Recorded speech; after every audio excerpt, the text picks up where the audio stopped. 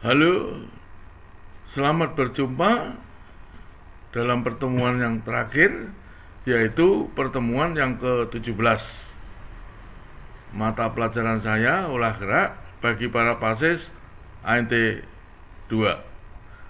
Baiklah, saya buka saja, saya mulai saja, yaitu dengan membahas masalah officer matrix. Apakah officer matrix?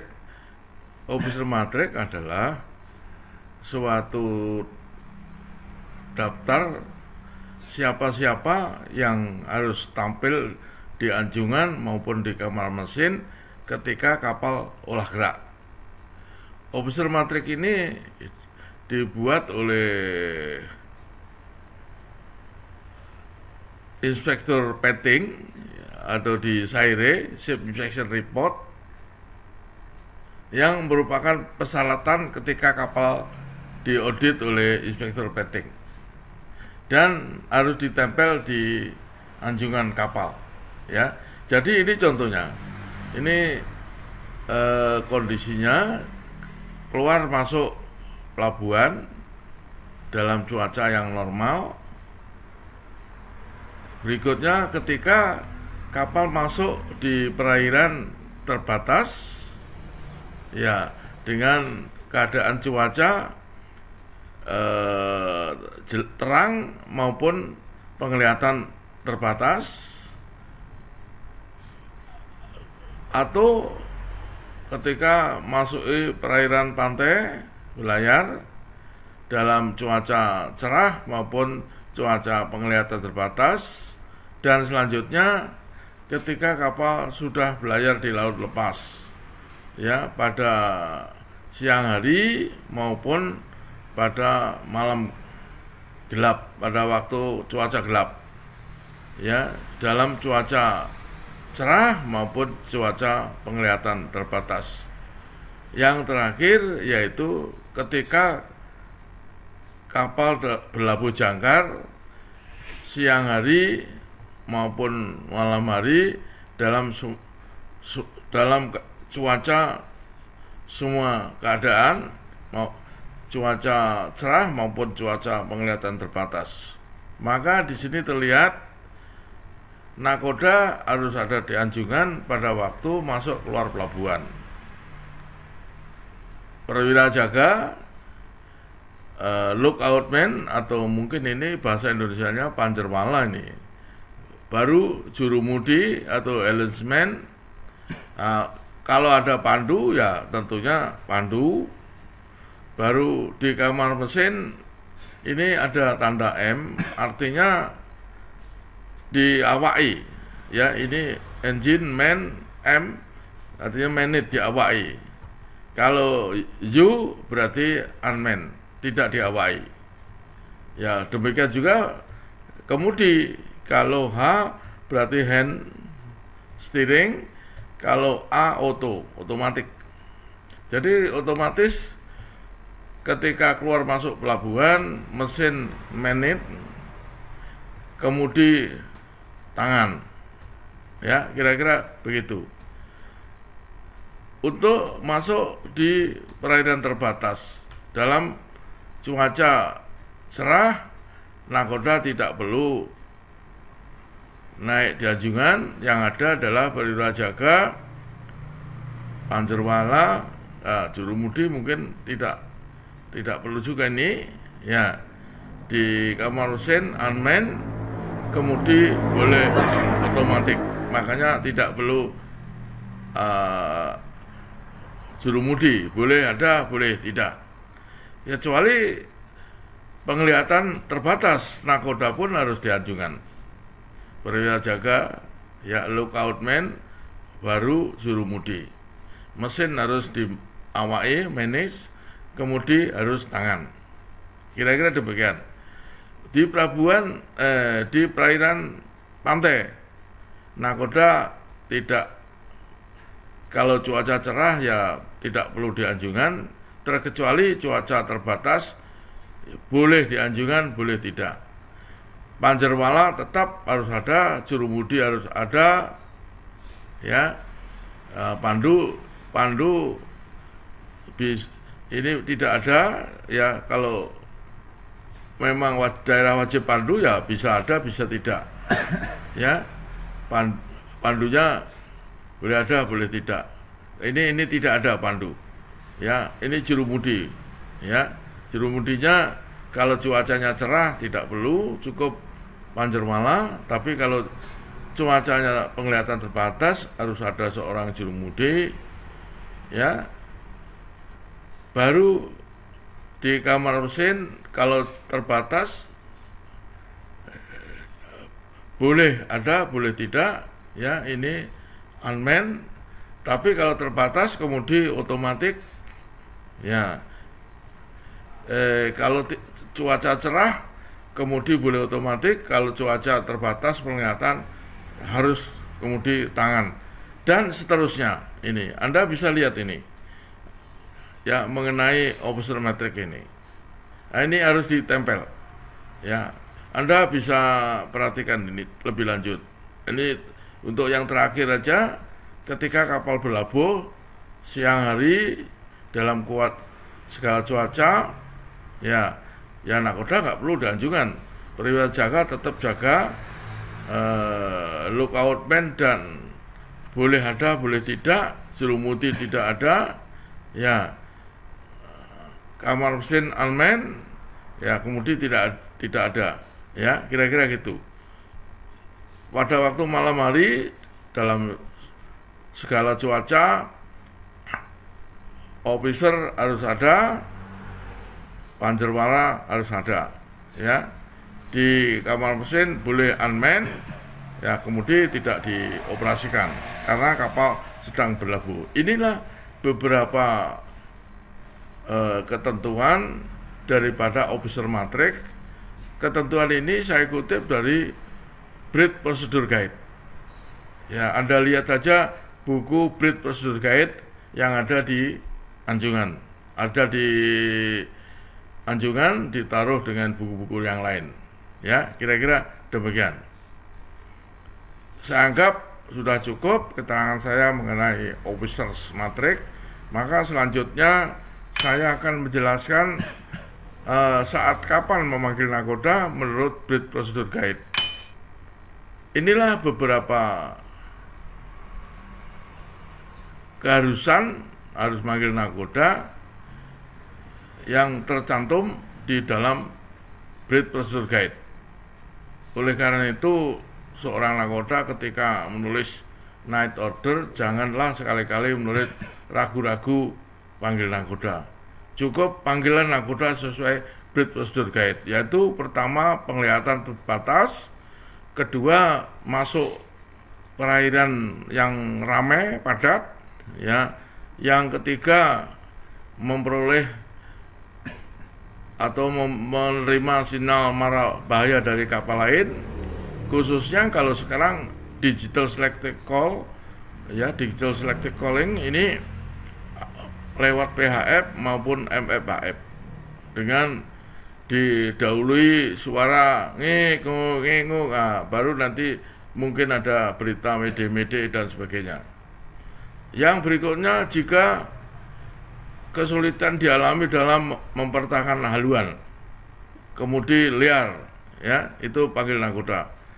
Yang kelima, ketika ada perbedaan yang signifikan antara posisi yang diamati terakhir dan posisi yang diharapkan dari kapal, ya, mungkin ada kesalahan, maka perlu ini panggil nakoda. Berikutnya, jika terjadi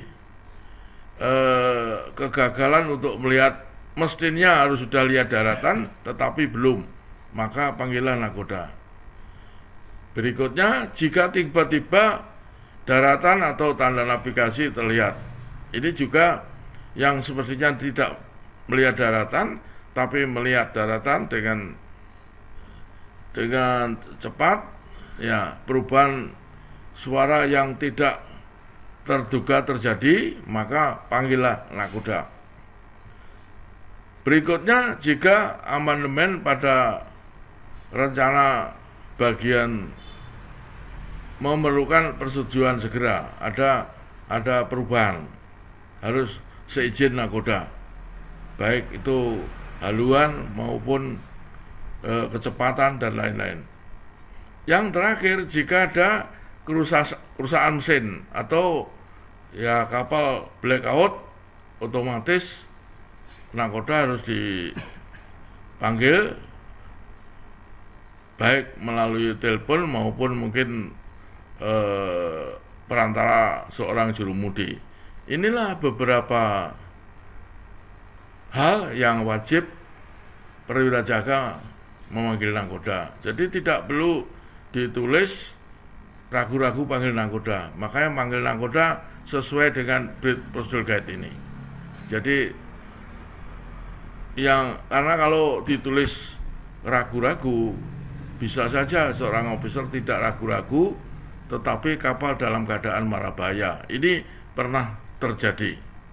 Demikian mengapa ini saya ungkapkan di dalam pelajaran olah gerak ini. Baik, akan saya lanjutkan. Olah gerak mencari korban. Ini ada satu contoh dalam mencari korban, ya, sesuai gambar yang dibuat oleh saudara Said Farhan. Mungkin ini orang Pakistan atau orang India, ya. Saya kutip di sini, akan saya tunjukkan saya tunjukkan videonya, ya. Ini contohnya, ya, akan saya tunjukkan, ada di sini, ya. Nanti dulu,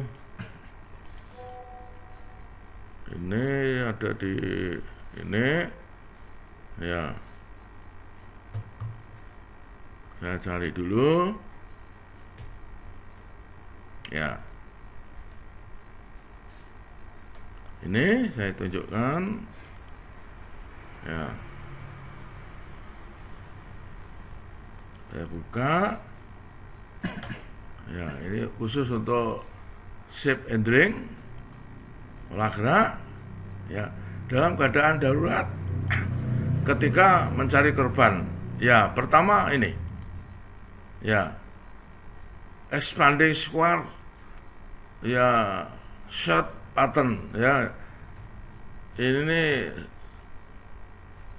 mencari korban dengan expander square, ini contohnya, ya. Ini kapal posisinya begini, muter, ya. Ini khususnya mungkin bahan ajar yang tepat untuk para officer dari Basarnas, ya. Harus tahu cara mencari korban seperti ini, ya, diputari seperti ini. Ini ada ketentuan jarak-jaraknya, ya.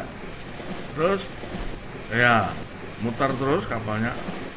Ini perlu bagi para perwira kapal Basarnas cara mencari korban seperti ini kalau memang korbannya belum ketemu.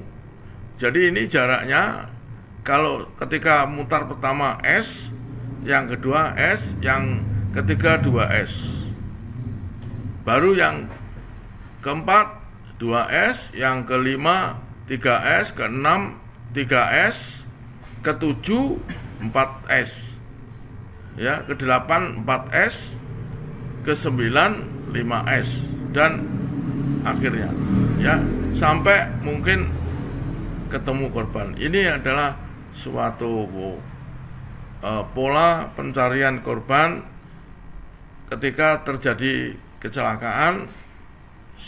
Sebuah kapal ditugaskan untuk mencari korban itu. Ini yang pertama. Berikutnya yang kedua, yaitu koordinasi dengan dengan pesawat terbang, ya, kerjasama dengan pesawat terbang, dengan cara pesawat terbangnya mencari seperti ini terbangnya, ya tentunya ini bukan pesawat terbang, mestinya ini adalah helikopter. Ya, kapal hanya berjalan lurus terus-menerus mengadakan komunikasi dengan pesawat terbang sampai korban musibah diketemukan di tengah laut. Ya, ini kalau memang belum ketemu. Nah, baru ketemu nanti saling berhubungan, komunikasi menggunakan PHF antara pihak kapal dan pihak pesawat terbang. Ya, ini dengan jarak yang tetap. Ini jaraknya S. Ya, ini S. Baru dari sana ke sini ya tentunya sesuai kebutuhan saja. Ya, hanya saja ketika belok jarak S, ya nanti jarak memanjangnya ini ya lebih panjang, ya kira-kira gitu. Ini untuk pesawat terbang. Ya untuk kapal cukup belayar dengan garis haluan lurus. Ya, ini yang kedua. Berikutnya yang ketiga. Ya, saya kembali. Yang ketiga, mencari dengan dua kapal yang bergerak secara paralel. Ini contohnya. Ya, ini. Ya, dua kapal sejajar, ya, dengan ketentuan jarak memanjangnya sama, jarak mempendeknya belok sama. Yaitu ada ditentukan S. Ini S-nya kira-kira, nah ini disebutkan 4 mil, baru memanjangnya 24 mil. Ya, dengan cara ini untuk mencari korban di tengah laut, ya khususnya bagi para petugas Basarnas kalau di Indonesia, ya, yang bertugas di kapal. Karena saya pernah mengajar beberapa officer Basarnas. Ya tentunya inilah beberapa contoh cara mencari korban. Bisa korban dari pesawat terbang yang jatuh, bisa korban daripada kapal yang tenggelam. Kira-kira demikian. Nah, berikutnya yang terakhir adalah mencari paralel dengan 4 kapal, ya, dengan 4 kapal. Ini contohnya. Ya. Nah, ini 4 kapal sama. Jadi jaraknya yang ditempuh sama, jarak pendeknya, S-nya semua sama. Ya, yang dua bergerak ke kiri, yang dua bergerak ke kanan. Ya, boleh dikatakan yang dua ke barat, yang dua ke timur. Ya, kira-kira demikian. Untuk nyari korban di tengah laut, baik itu korban jatuhnya sebuah pesawat terbang maupun kapal yang tenggelam. Ini saya kutip dari animasinya saudara Said Farhan. Mungkin ini warga negara India ataupun mungkin Pakistan. Ya, saya mohon izin. Ya, ini animasinya saya pakai untuk ngajar para pasis ANT 2. Kira-kira demikian. Dengan berakhirnya cara mencari korban di tengah laut ini selesai, maka pertemuan yang ke-17 ini saya akhiri, ya, dan selamat belajar saja. Sampai jumpa nanti di ANT tingkat 1. Terima kasih, mudah-mudahan bermanfaat.